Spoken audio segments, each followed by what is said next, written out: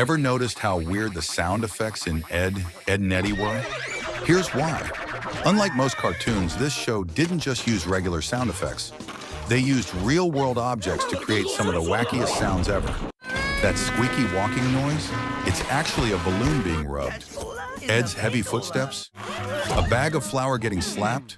And that iconic jawbreaker sound?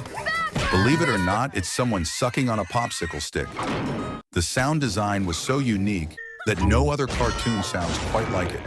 What's the weirdest Ed and Eddy sound effect you remember? Drop a comment. Follow for more crazy cartoon details.